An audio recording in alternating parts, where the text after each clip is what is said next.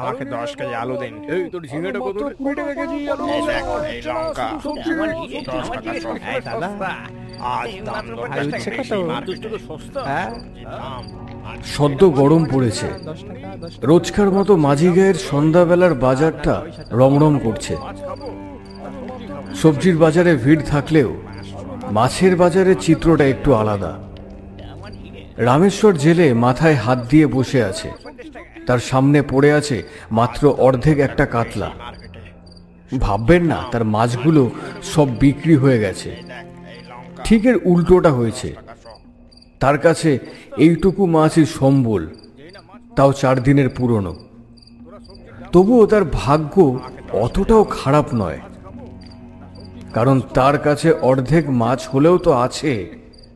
বাকি আরো 5 জন ব্যবসায়ী, কারোর কাছে 2 দিন আগের, তো কারোর কাছে 1 দিন আগের শেষ মাছটুকু বিক্রি হয়ে গেছে। আপনার পয়সাটা এই নিন। বিক্রি করার মতো মাছ কারোর কাছেই নেই। সকলেই উদাসীন দৃষ্টিতে রামেশ্বরের দোকানের আশেপাশে বসে আছে। হ্যাঁ রে রামেশ্বর, এভাবে আর কদিন? আমার কাছে 3 দিন হয়ে গেল, একটাও মাছ নেই। বুঝলি, কাল রাতেও আমি জাল মেরেছিলাম। কিন্তু কিছু পেয়েছিলি নাকি? পেলে কি আর এখানে বসে থাকতাম কাকা? এতক্ষণে রামেশ্বর মুখ খুলল। অন্ধকারে হাত বাড়িয়ে কোনো লাভ হবে কি? ওরকম রোজ রাতে আমি একবার করে যাই আর জাল মারি, কিছুই পাই না। আবার অন্য জায়গায় জাল ফেলে দেখি, না, তাও কিচ্ছু পাই না। প্রায় 1 মাস আমি কাটিয়ে দিলাম।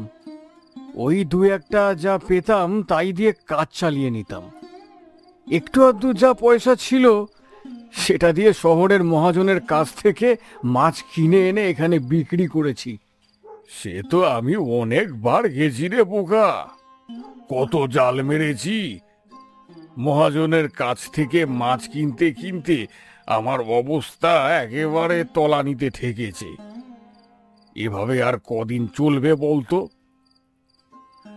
আর 2 দিন হলো আমি আর মাছ কিনতে পারিনি। এত পয়সা পাবো কোথায়? খাবো না ব্যবসার কাজে লাগাবো? সবজির বাজারটা দেখলে বুকটা ফেটে যায়। একটা সময় ছিল এর প্রায় 4 গুণ ভিড় আমাদের মাছের বাজারে লেগেই থাকতো।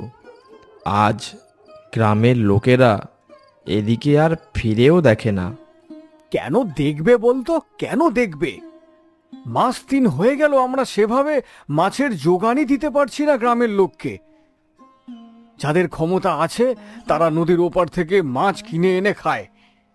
আর কেন আসবে বলতো এইদিকে গ্রামের লোকরা? হ্যাঁ রে রামে, কিছু একটা ব্যবস্থা কর। কিছু একটা ব্যবস্থা এটার করতেই হবে, না হলে তো না খেতে পেয়ে মরে যাব বউ বাচ্চাকে নিয়ে। হঠাৎ একটা উগ্র আতরের গন্ধ সবার নাকে এসে ঠেকল। গন্ধটা আসছে বাজারের প্রবেশদ্বারের দিক থেকে। দামি সুতির কাপড়ের সাদা পাঞ্জাবি পরে লোকটা এসে দাঁড়ালো রামেশ্বরের দোকানের কাছে। দামি আতরের গন্ধটা আসছে ওই লোকটার গা থেকেই। গলায় একটা সোনার চেন।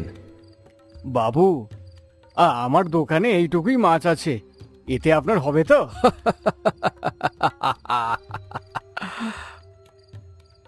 মাছের ব্যাপারীকেই এবার তাহলে তোরা মাছ বেচবি? হ্যাঁ, রামেশ্বর আর তার সাথে তার দোকানে বসে থাকা আরো 3 জন ব্যবসায়ী মুখ তুলে ভালো করে চেয়ে দেখল, এ তো বিশ্বনাথ।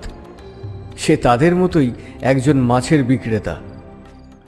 আরে বিশ্বদানা, বাব্বা, তোমাকে তো চেনাই যাচ্ছে না গো। বাবারে বিশ্ব, তোকে কিন্তু বেশ লাগছে। তোকে মনেই হচ্ছে না যে তুই আমাদের মতন। আমরা তো ব্যবসা না করতে পেরে না খেতে পেয়ে মরার অবস্থা। তোর তো মনে হচ্ছে সময় বেশ ভালোই যাচ্ছে। কোথা দিয়ে আমদানি করছিস রে? একটু আমাদেরও বল, দুবেলা 2 মুঠো পেট ভরে খেয়ে বাঁচি। বিশ্বনাথকে দেখে প্রায় সবাই অবাক হয়ে গেছে। এরকম শুকনো ব্যবসার দিনে 3 মাস হলো নদীতে কোনো মাছ পাওয়া যাচ্ছে না। এমন পরিস্থিতিতে বিশ্বনাথ যেন জমিদারের মতন সেজে আছে। সেও তো তাদের মতো ব্যবসায়ী, এত পয়সা পাচ্ছে কোথা থেকে? আর তাছাড়া বিশ্বনাথ ওই বাজারে প্রায় সবারই প্রতিদ্বন্দ্বী হিসেবে কাজ করত। ওর অনেক দিনের ইচ্ছে ছিল সবার থেকে অনেক বড় ব্যবসায়ী হবে, সে অনেক বেশি উপার্জন করবে। পাঞ্জাবিটা খুব দামি মনে হচ্ছে রে। কোথা দিয়ে কিনলি বাপ? কত দাম নিয়েছে একবার বলবি? আর এরকম সোনার চেন তো আমি জীবনে কখনো চোখেই দেখিনি। কি করে আর দেখবি, সবকটা তো ভিখারির দল। তোরা স্যান্ডো গেঞ্জি আর লুঙ্গির বাইরে কখনো কিছু ভেবেছিস নাকি? আরে বিশ্বদা, 2 দিন আগে তুমিও তো ভাবতে পারতে না। এখন হঠাৎ তোমায় ভাবতে দেখে একটু তো অবাক হচ্ছি। এই বলে বিশ্বনাথের কাঁধে হাত রাখতেই, এই এই এই এই হাতটা সরা বলছি, সরা। সারা দিন কোথায় না কোথায় ঘুরে বেড়াস, হাতের মধ্যে রাজ্যের ময়লা। কখনো দেখেছিস নাকি এত দামি জিনিস? কখনো ছুঁয়েছিস? হাত রাখছিস যে? তোরা হলি জন্ম ভিখারি, বুঝেছিস? যত সব। আরে ও তোর ভাইয়ের মতন, ওর সাথে ওরকম ব্যবহার করিস না। আর এত অহংকার ভালো না রে বিশ্ব, বুঝেছিস? সবার সব দিন কিন্তু সমান যায় না, মনে রাখিস। আজকে হয়তো আমাদের একটু খারাপ যাচ্ছে, কিন্তু কালকে ভগবান ঠিক মুখ তুলে চাইবে, এ আমার বিশ্বাস। তখন যেন তোর দিক থেকে আবার মুখ না ফিরিয়ে নেয়। এই হলো গিয়ে তোদের সব থেকে বড় সমস্যা। তোরা ভগবানের উপর হাল ছেড়ে দিয়ে বসে থাকিস। কখনো এই বাজারের বাইরে গেছিস? কখনো এই গ্রামের বাইরে যে একটা জগৎ আছে, ওখানে যে আরো নদী থাকতে পারে, আরো পুকুর থাকতে পারে, কখনো ভেবে দেখেছিস তোরা? কখনো চেষ্টা করে দেখেছিস? ভগবানের আশায় ফেলে রেখে দিয়ে কুকুরের মতো এখানে বসে আছিস তোরা। কি ভাবছিস এইভাবে তোদের সময় বদলে যাবে? কিছুই বদলাবে না, আরো খারাপের দিকে যাবে, আরো খারাপের দিকে। কি যেন বললি তুই? আর ভগবান কখনো আমার উপর থেকে চোখ সরাবে না, কি যেন বললি তুই? না মুখ ফুরিয়ে নেবে? তখন আমি আমারটা বুঝে নেব, বুঝেছিস? তোকে অত চিন্তা করার দরকার নেই। আর তাছাড়া তোদের মতন এই ভিখারির দলকে এত কিছু আমি বলতে পারবো না। একটা প্রয়োজনে এসেছিলাম। নদী থেকে তো বিগত 3 মাস ধরে কোনো মাছ উঠছে না। হ্যাঁ হ্যাঁ, সে তো আমরা সবাই জানি, কিন্তু তুই কি করছিস বিশ্ব? একটু আমাদেরকেও বল, অন্তত না খেতে পেয়ে মরার হাত থেকে তো বেঁচে ফিরবো। হাসালে বুড়ো, হাসালে। সত্যি কথা বলতে কি বলতো, তোমাদের মতো লোককে না ভগবানও বাঁচাতে পারবে না। নদীতে মাছ পাচ্ছ না, অন্য কোথাও কোনো চেষ্টাও করছো না, ওই মাথায় হাত দিয়ে বসে আছো। যাক গিয়ে, তোমরা তো দোকান খুলতে পারছো না, তাই সকালের দিকটা আমি ভাবছি 2টো লোক লাগিয়ে দেব, আমার 2টো দোকান খুলব। যদি তোমাদের কোনো আপত্তি না থাকে। দোকান তো খুলতে পারছো না, অন্তত আমাকে একটু দোকান করতে দাও, এই বলতে এসেছিলাম। এ কথা বলে দিয়ে বিশ্বনাথ তরতর করে বাজারের বাইরে চলে গেল। সেই সঙ্গে আতরের গন্ধটাও যেন কোথায় হারিয়ে গেল। পয়সা ছেলেটাকে একেবারে অন্ধ করে দিয়েছে। ছোট থেকেই একটু এরকম স্বভাবের, সবার থেকে ভালো থাকবো, কিভাবে সবার থেকে ভালো খাবো। কিন্তু কাকা, এই শুকনো বাজারে ও কোথা থেকে পয়সা উপার্জন করছে? অন্য কোনো ব্যবসা করছে নাকি? কিন্তু ও তো আমাদের মতনই মাছ বিক্রেতাই ছিল।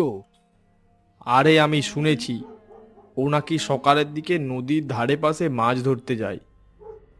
আর কিছু গ্রামবাসী আছে যারা নদীর ওপারে যায় না, সকালে ওর কাছে গিয়ে যা মাছ পায় তা নিয়েই বাড়ি ফিরে আসে। কেন, ও কি বিক্রি করে? চুনোপুটি নাকি? আর ও মাছ কোথায় বা পাচ্ছে? তা জানি না কাকা, মাছ কোথা থেকে পাই। তবে এটুকু জানি চুনোপুটি তো বেচে না, পাকা রুই, বড় বড় গলদা চিংড়ি, মাঝে মধ্যে নাকি ইলিশও থাকে। আজকে তো আবার বলে গেল দুটো কর্মচারীও রাখবে। কিন্তু প্রশ্নটা হচ্ছে, এই শুকনো বাজারে ও মাছ পাচ্ছে কোথা থেকে? আর তোর কাছে কি সঠিক খবর আছে যে নদীর ধারে ওই সকালবেলাতে ওই মাছ বেচে? আরে হ্যাঁ রামেশ্বর দাদা, সত্যি বলছি গো, একদম পাকা খবর। কিন্তু কোথা দিয়ে যে মাছ আনছে সেটা জানি না। এক কাজ করলে হয় না রামেশ্বর? এখনো পর্যন্ত ও তো একাই ব্যবসা করছে, তাহলে মাছ ও নিশ্চয়ই একাই ধরছে। আমরা মাছ ব্যবসায়ী, জানি মাছ ধরার উপযুক্ত টাইম হচ্ছে মাঝরাত থেকে ভোরবেলা। ওই সময়টাই সব থেকে ভালো মাছ ওঠে। ও যেখান থেকেই ধরুক, ওই সময় নিশ্চয়ই মাছ ধরতেই যায়। বলছি কি, ওর পেছন পেছন লুকিয়ে লুকিয়ে ওকে অনুসরণ করলে কেমন হয়? কি বলিস তোরা? দেখা যাক না ও কোথা থেকে মাছ ধরছে। কাকা, কথাটা কিন্তু মন্দ বলনি। তবে আজ রাতে খাওয়া দাওয়া করে আমার বাড়ি চলে এসো তোমরা। আমার ঘরের জানলাটা দিয়ে ওর ঘরের দরজাটা দেখা যায়। রাতের বেলা আমরা বসে বসে দেখব ও কখন বেরোয়, তারপর ওকে লক্ষ্য করে ওর পেছন পেছন আস্তে আস্তে অনুসরণ করে চলে যাব। ও বুঝতেও পারবে না। দেখতে হবে যে ও কোথা থেকে এত ডাবর তাবর মাছগুলো পাচ্ছে। ভাই, কথাটা মন্দ বলিসনি তুই। তাহলে কাকা, আজ রাতে ওর ঘরের দিকেই যাওয়া যাক, কি বলো? হ্যাঁ, তাহলে তাই হোক। আমি ঠিক সময় তোর বাড়ি পৌঁছে যাব। যা। ততক্ষণে সবজির বাজারটা অনেকটা ফাঁকা হয়ে এসেছে। আসলে রাত তো অনেকটাই হলো, এবার যে সকলকে বাসায় ফিরতে হবে। রাত তখন বেশ গভীর। তিন মূর্তি ঘরে জানলার সামনে দাঁড়িয়ে আছে। সকলের তীক্ষ্ণ দৃষ্টি বিশ্বনাথের ঘরের দরজার দিকে। এই, তুই ঠিক বলছিস তো? আমরা আসার আগে ও বেটা চলে যায়নি তো? কাকা, আমি ঠিক বলছি, ও কোথাও যায়নি। বরং আমি যখন তোমাদের রেখে খেতে গিয়েছিলাম ওই সময় ও বেরিয়ে যায়নি তো। তুমি ঠিক দেখেছো তো? ওরে বাবারে, এখন কেন বেরোতে যাবে? তোমরা কি ভুলে যাচ্ছ মাছ ধরার উপযুক্ত সময় কখন? আমি যদি খুব ভুল না হই, ও ভোর রাত্রে বেরোবে। ততক্ষণ অবধি জেগে থাকতে হবে, এই আর কি। দেখতে দেখতে রাত বেশ গভীর হয়েছে। নদীর পাড় থেকে শিয়ালের ডাক ভেসে আসছে। মাঝে মধ্যে ঝোড়ো হাওয়া দিচ্ছে। গ্রীষ্মের মাঝে এই হাওয়াটুকুই তো মানুষের প্রাণশক্তি ফিরিয়ে আনে। হঠাৎ বিশ্বনাথের ঘরের বারান্দায় হলুদ রঙের আলোটা জ্বলে উঠল। ঘরের দরজা খুলে বেরিয়ে এলো বিশ্বনাথ। পরনে একটা নোংরা ধুতি, কোঁচা করে বাঁধা, আর গায়ে তার স্যান্ডো গেঞ্জি। এবারে বেটাকে পাক্কা মাছের ব্যবসায়ী মনে হচ্ছে। আরে বাবা, আর দেরি নয়, চলো চলো চলো। রাতের অন্ধকারে ওরা তিনজন বিশ্বনাথের পিছু নিয়েছে। বিশ্বনাথ যে কোথায় চলেছে সেই সম্পর্কে কোনো ধারণাই নেই ওদের। বেশ কিছুক্ষণ হেঁটে বিশ্বনাথ পৌঁছালো গ্রামের শেষে সেই ভাঙা কুয়োর কাছে। তীব্র মাছের গন্ধে চারিদিক যেন ভরে উঠেছে। বিশ্বনাথ জাল ফেলছে আর বড় বড় রুই কাতলা তুলছে। ওরা তিনজন দাঁড়িয়ে আছে দূরে গাছের আড়ালে। বিশ্বনাথ কিছুই বুঝতেও পারছে না।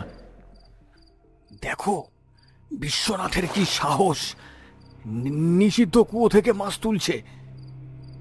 ওর জন্য না খুব মায়া হচ্ছে আমার। এ তো ঘোর বিপদ ডেকে আনছে। ছেলেটা পয়সার লোভে নিজের জীবনটা নষ্ট করছে। এখান থেকে মাছ ধরলে জীবনে অন্ধকার নেমে আসে, তা সবাই জানি আমরা। ওকে থামানো দরকার। বিশ্বনাথ, শোন, এ কাজ ছাড়। এ তোর জীবনের শেষ হতে পারে। শোন। এই, চুপ কর বোকা। কি করছিস? ওর সাথে যে আমরাও এখানে এসেছি, এটা যদি জানাজানি হয় না, বড় বিপদ হবে। ছি ছি ছি ছি ছি ছি ছি রে বিশ্বনাথ, ছি। ছেলেটা পয়সার লোভে শুধু নিজেকে নয়, গোটা গ্রামটাকেই মনে হচ্ছে একটা বিপদের মধ্যে ফেলবে। মা করুণাময়ী, রক্ষা করো গ্রামটাকে, গ্রামটাকে রক্ষা করো। বিশ্বনাথ তাদের দেখেনি। হঠাৎ কোথা থেকে চাদর মোড়া এক বয়স্ক লোক এসে দাঁড়ায়। বিশ্বনাথ, থাম রে থাম, এ কুয়ো অভিশপ্ত, মাছ তুলিস না, বিপদ হবে, ঘোর বিপদ হবে। কি? চুপ সালা, চুপ! ভাগ এখান থেকে পুরো! আমার কাছে বাধা দিবি না সালা, আমাকে শেখাতে এসেছে। বিশ্বনাথ আরো মাছ তোলে, ইলিশ চকচক করে, আকাশের দিকে তাকিয়ে অট্ট হাসিতে ফেটে পড়েছে।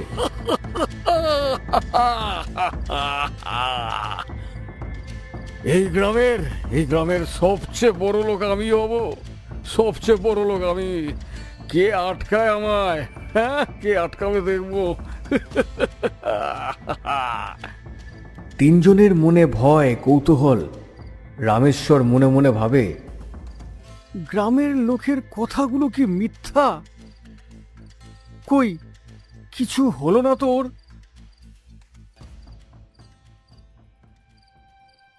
পরদিন রামেশ্বরের বউয়ের শরীর খুব খারাপ। ডাক্তার দেখানোর মতো পয়সা নেই।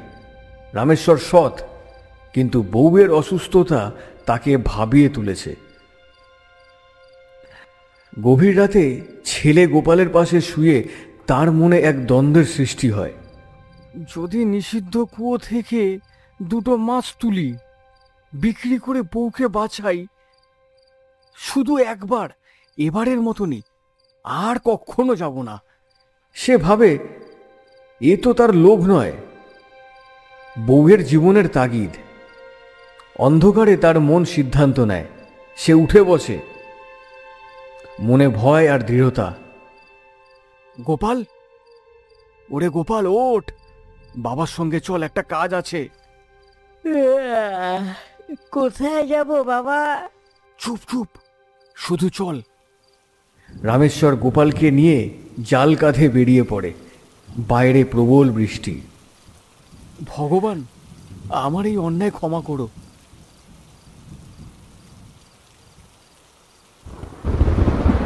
প্রবল বৃষ্টির রাত। রামেশ্বর গোপালকে কুয়োর পাশে দাঁড় করিয়ে ভগবানের নাম নিয়ে জাল ফেলে।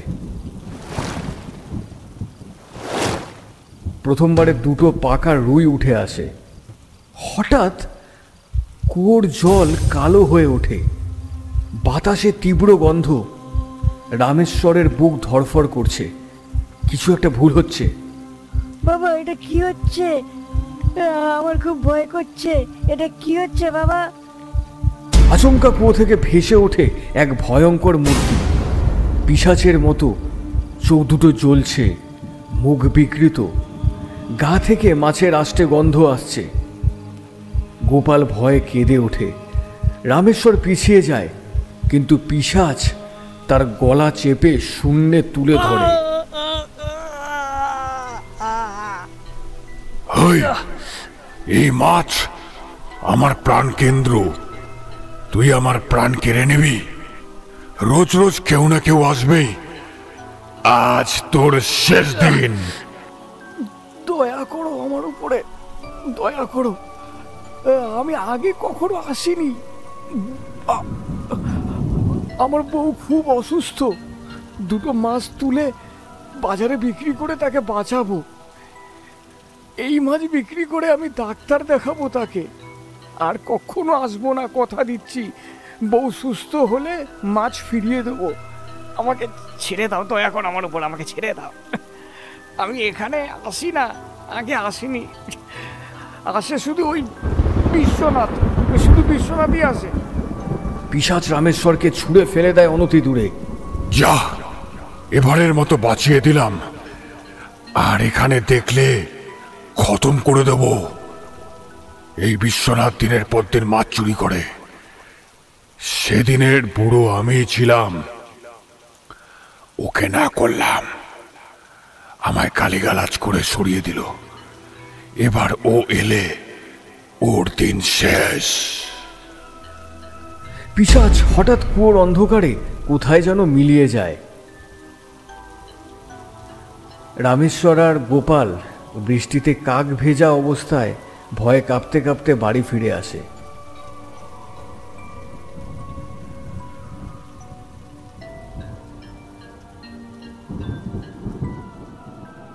রাত অনেকটা গভীর। রামেশ্বর চাদর মুড়ি দিয়ে শুয়ে আছে। মনের মধ্যে অনেক আশঙ্কা দেখা দিয়েছে। ওই কুয়োতে এত মাছ আসে কিভাবে? ছোট থেকে শুনে আসছি কোনো অলৌকিক রহস্য আছে, কিন্তু রহস্যটা কি সেটা কোনোদিনই জানা হয়ে ওঠেনি।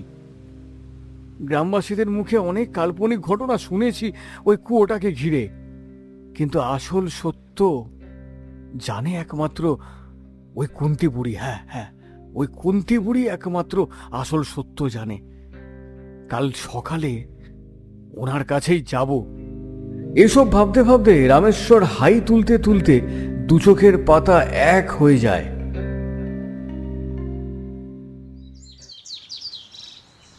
সূর্য এই সবেমাত্র উঁকি দিতে শুরু করেছে। ভোরের স্বচ্ছ ও সুগন্ধময় শীতল বাতাস বয়ে চলেছে।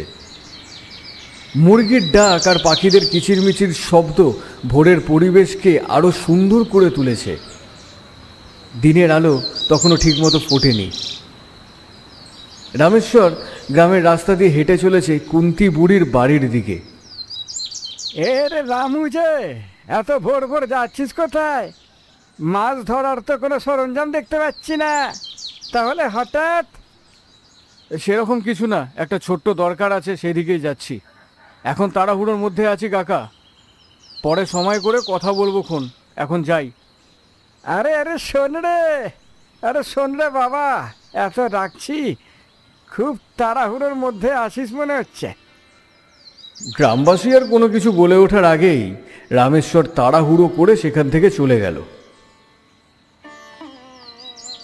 আর কিছুক্ষণ হাঁটার পর এসে পৌঁছালো কুন্তি বুড়ির বাড়ির কাছে। দোতলা মাটির বাড়ি, টিনের চাল, দেওয়ালে শ্যাওলা পড়ে গিয়েছে, ভগ্নপ্রায় অবস্থা। পাশাপাশি আর কোনো বাড়িঘর নেই, শুধু গাছপালা আর সামনের দিকে চাষের কিছু জমি। এই বুড়িটা একলা এখানে থাকে কি করে? বুড়ির কি কোনো ভয় টয় নেই? রামেশ্বর দাঁড়িয়ে দাঁড়িয়ে এইসব কথাই ভাবছিল। হঠাৎ পিছন থেকে এক ভারী বৃদ্ধার কণ্ঠ ছুটে আসে। কে তুমি বাবা? এত সকাল সকাল কি দরকার? কাকে চাই? না গো বুড়িমা, আমি এই দূরে পালপাড়ার মোড়ে বটগাছের নিচে যে কিছু জেলে বাড়ি আছে সেখানেই থাকি। আচ্ছা আচ্ছা, তাহলে এখানে কি দরকার? হ্যাঁ বুড়িমা, একটা ঘটনা আমার জানার ছিল। ওই যে দূরে আপনাদের যে প্রাচীন কুয়োটা রয়েছে, মোড়ল মশাই জীবিত থাকা অবস্থায় সকল গ্রামবাসীকে বারবার বলে দিয়েছিল ওই কুয়োতে গিয়ে কেউ যেন মাছ না ধরে, তাহলে প্রাণহানির আশঙ্কা হবে। কাল রাতে আমি ওখানে গেছিলাম, মাছ ধরার চেষ্টা করছিলাম। মাছ তো ধরতে পারিনি, জীবিত ফিরে এসেছি, এটাই অনেক আমার কাছে। কেন? ওখানে কি দেখেছিলে কাল? কুয়োর কাছে গিয়ে মাছ ধরতে যাব, হঠাৎ একটা ভয়ঙ্কর মূর্তি সামনে এসে দাঁড়ায় এবং আমার গলাটাকে না, এই যে ঠিক এইভাবে চেপে ধরে, দূরে ছুঁড়ে ফেলে দেয় আর বলে কোনোদিন যেন ওখানে না যাই। না মানে, এই রহস্যের ব্যাপারে আপনি কি কিছু বলতে পারবেন?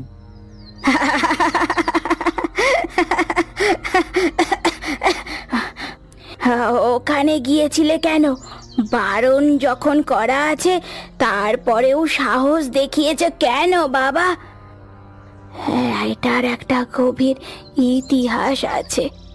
বাপ ঠাকুরদার আমলে আমাদের এই বংশের এক ঠাকুরদা, যিনি জমিদার ছিলেন, তিনি জেলে ভাইদের কাছ থেকে মাছ নিতেন, কিন্তু তার বিনিময়ে টাকা অনেক কম দিতেন। একদিন সকল জেলে ভাইরা এর বিপক্ষে কথা বলতে আসায় জমিদার ক্ষিপ্ত হয়ে যায়। এবং সেই দিন রাতে ওই জেলে ভাইদের ঘর থেকে বের করে নিয়ে এসে মেরে ফেলে এবং ওই কুয়োর মধ্যে ফেলে দেয়। তারপর থেকে অনেক গ্রামবাসী দেখেছে ওই ওই কুয়োর কাছে অলৌকিক কিছু ঘটনা ঘটতে। ওই কুয়োয় মাছ যে ধরেছে, একবার দুবার কোনোভাবে বেঁচে গেলেও তার মৃত্যু অনিবার্য। কারণ কারণ কুয়োতে যে আত্মা রয়েছে, তারা মৃত্যুর জন্য সেই ব্যক্তিকে টেনে নিয়ে আসবেই টেনে নিয়ে। রামেশ্বরের চোখ বড় বড় হয়ে গেল। হাঁ করে শুনছে সেসব ঘটনা আর মনে মনে ভাবছে, তার মানে বিশ্বনাথের কি হতে চলেছে? যদি সে মাছ ধরা বন্ধ না করে তাহলে... আচ্ছা বুড়িমা, আসি আজ, বুঝলেন? বাড়িতে অনেক কাজ আছে, এক্ষুনি যেতে হবে। দিনের আলো এখনো অনেকটা স্পষ্ট। রামেশ্বর বাড়ির দিকে রওনা দিয়েছে। সারাটা দিন এভাবেই কাটলো রামেশ্বরের। তার মনে বারবার কই ইঙ্গিত দিচ্ছিল, একবার হলেও বিশ্বনাথকে সাবধান করাটা দরকার। ধীরে ধীরে সময় নিজের গতিতে এগিয়ে চলেছে, আর সূর্য নিজের গতিপথে রওনা দিয়ে ডুবতে চলেছে। রামেশ্বর প্রতিদিনের ন্যায় সন্ধ্যার বেশ কিছুটা আগে বাজারে তার দোকানের কাছে গেছে। গিয়ে দেখে দুই ব্যবসায়ী আগে থেকেই সেখানে দাঁড়িয়ে রয়েছে। বুঝলি, কাল রাতে আমি আর আমার ছেলে গোপাল মাছ ধরতে গিয়েছিলাম ওই কুয়োতে। আজ যে জীবিত অবস্থায় তোদের কাছে দাঁড়িয়ে আছি, সেটাই খুব ভাগ্যের ব্যাপার। কি কি বলছিস? সব কিছু জানা সত্ত্বেও তুই গিয়েছিলি কেন কাকা? গিন্নির বড্ড শরীর খারাপ, কিছু টাকার দরকার ছিল, সেই কারণেই। কাল রাতের সব ঘটনা তাদেরকে খুলে বলে রামেশ্বর। বেশ অবাক হয়ে দুই ব্যবসায়ী রামেশ্বরের কথা শুনছিল। হঠাৎ যেন পাশ থেকে আতরের একটা তীব্র গন্ধ ভেসে আসে, আর সামনে এসে দাঁড়ায় বিশ্বনাথ। ফিরে আজও তোরা মাছ নিয়ে বসিসনি? অবশ্য মাছ পাবি বা কোথায়? দেখছি তো নদীতে আর সেভাবে মাছ পাওয়া যাচ্ছে না। এভাবে তোরা গরিব হয়ে মরবি, আমি বুঝতেই পেরেছি। শোন বিশ্বনাথ, আমি জানি যে তুই জঙ্গলের ধারের ওই কুয়ো থেকে মাছ ধরিস। আচ্ছা আচ্ছা আচ্ছা, দাঁড়া দাঁড়া দাঁড়া, তার মানে তোরা ভিখারির দলগুলো এই খবরটাও পেয়ে গেছিস? হ্যাঁ, তুই এভাবে বলছিস কেন? আর শোন, আরও খবর পেয়েছি যে ওখানে মাছ ধরতে যাওয়াটা একদমই ঠিক হবে না। এবার কিন্তু প্রাণহানির আশঙ্কা আছে। আমি জানি। আস্তে আস্তে আমি যে 2 টাকা ইনকাম করছি, সেটা তোদের একদম সহ্য হচ্ছে না, আমি জানি সেটা। সেটা আমি বুঝতে পেরেছি। তাই তো কাকা? কি কাকা বলো না, তাই তো? আজ রাতে আমি আবারও যাব ওই কুয়ো থেকে মাছ ধরতে। দেখি কে আমার প্রাণ নেয়, কোথায় আমার প্রাণের আশঙ্কা, দেখব। একবার বোঝার চেষ্টা কর ভাই, যদি তোর কিছু হয়ে যায়, তোর পুরো পরিবারকে বহন করবে কে? কে ওদের পেটে ভাতের যোগান দেবে? একবার ভেবে দেখেছিস? ওদের আর কেউ নেই কিন্তু। এসব বাজে বাজে কথা আমাকে বোঝাতে আসিস না। আমি জানি কোনটা ঠিক আর কোনটা ভুল। তোরা বেশি মাথা ঘামাতে আসিস না। চল সাইড দে, রাস্তা ফাঁকা কর। আরে শোন শোন, আমাদের কথাগুলোকে একটু মাথায় নে, এভাবে অবহেলা করিস না। শোন শোন। আতরের গন্ধ আস্তে আস্তে বাতাসে মিলিয়ে গেল। রামেশ্বর আর বাকি দুজন ব্যবসায়ী নিজেদের মধ্যে আলোচনা শুরু করে দিল। আজ রাতেই যখন বিশ্বনাথ কুয়োতে মাছ ধরতে যাবে, তখন তার পিছু পিছু দূরের গাছতলা থেকে ওরা 3 জনে বিশ্বনাথের দিকে নজর রাখবে বলে ঠিক করলো। আর তার সাথে শেষ পর্যন্ত কি হয় সেটাই তো দেখার। তাহলে ও যখন রাত্রে মাছ ধরতে যাবে, তখন ওর পিছু পিছু গিয়ে গাছতলা থেকে সব নজরদারি রাখবো। কিন্তু গ্রামে কোনো প্রাণহানির আশঙ্কা হবে না তো? ও বেশি লোভ করছে, ও মরবে। আমরা কি বলবো? আর যদি কোনো প্রাণহানির আশঙ্কা দেখি তাহলে আমরা তৎক্ষণাৎ চলে আসব। জানিস তো কোথায় আছিস। লোভে পাপ, পাপে মৃত্যু। বেশি লোভ করছে, দেখিস ওর খারাপ কিছু না হয়ে যায়। ঠিক আছে, চল এখন বাড়ির দিকে যা তোরা। ও যখন বেরোবে ওর ঘর দিয়ে, তখন তোদের ফোন করে আমি জানিয়ে দেবো। ঠিক আছে, চল চল সকলেই বাড়ির দিকে যাই। সময় বলছে রাত 10টা। দুই ব্যবসায়ী বিশ্বনাথের বাড়ির সামনে দাঁড়িয়ে অপেক্ষা করছিল। বিশ্বনাথকে বাড়ি থেকে বের হতে দেখেই তারা দুজন রামেশ্বরকে একটা ফোন করে। বিশ্বনাথের পিছু পিছু হাঁটতে লাগে। কিছুক্ষণের মধ্যে রামেশ্বর যোগ দিল দুই ব্যবসায়ীর সাথে। নদীর পাশ দিয়ে হেঁটে চলেছে তারা। বেশ কিছুটা দূরে দাঁড়িয়ে রয়েছে রামেশ্বর ও দুই ব্যবসায়ী। এদিকে বিশ্বনাথ একটা জাল নিয়ে কুয়োতে ফেলতেই কুয়োর ভেতর থেকে কিছু মাছ বাইরের দিকে ছুটে আসে। বিশ্বনাথের ঠোঁটের কোণে গাল ভর্তি হাসি লক্ষ্য করা যায়। ঠিক তার সাথে সাথেই কুয়ো থেকে বেরিয়ে আসে এক ভয়ঙ্কর পিশাচ। ভয়ঙ্কর কুৎসিত রূপ, শরীর থেকে জল ঝরে পড়ছে। দুটো মাছ জল থেকে লাফিয়ে পিশাচের মুখ স্পর্শ করে আবার কুয়োর মধ্যে চলে গেল। তা দেখে বিশ্বনাথ দু পা পিছিয়ে গেল। ওরে বাপরে, কে আপনি? আপনি কে? এই আপনার কি রূপ? আমি বরাবর এখানে আসতে সকল গ্রামবাসীকে বারণ করেছিলাম। এই মাছ আমার জীবনের, সেটা বারবার বুঝিয়েছিলাম। তা সত্ত্বেও তোরা কেউ আমার কথা শুনিসনি। আজকে তোর শেষ দিন। কিন্তু আমি তো... আর কিন্তু পরন্তর সময় নেই। কিছুদিন আগেও তুই যখন মাছ ধরতে এসেছিলি, আমি ছদ্মবেশে এসে তোকে অনেকবার বোঝাবার চেষ্টা করেছিলাম, কিন্তু কে কার কথা শোনে? এইবারের মতো বিশ্বাস করে আমাকে ছেড়ে দিন, কথা দিচ্ছি। আমি কোনো দিনও এখানে মাছ ধরতে আসবো না, আর কোনো দিনও মাছ ধরতে আসবো না, কোনো লোভ করবো না। আমাকে এবারের মতো ক্ষমা করে দিন। মেঘ কালো হয়ে এসেছে।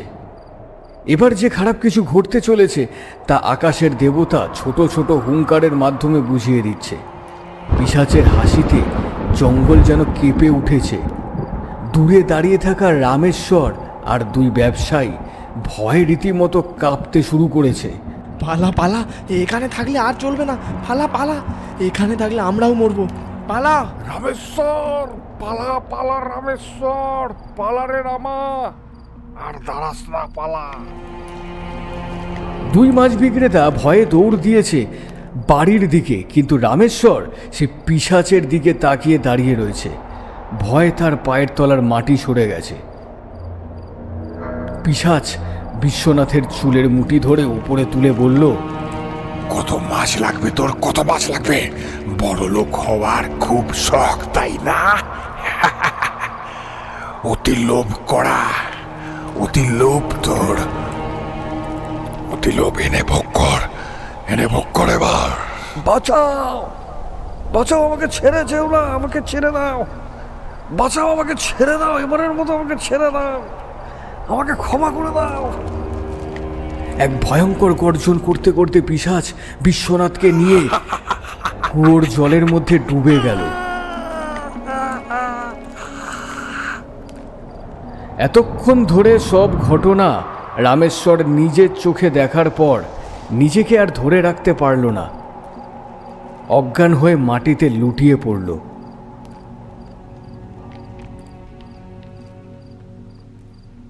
ভোরবেলা দুই ব্যবসায়ী আর কিছু গ্রামবাসী কুয়োর কাছ থেকে বিশ্বনাথকে আর গাছের তলায় অজ্ঞান অবস্থায় পড়ে থাকা রামেশ্বরকে উদ্ধার করেছে।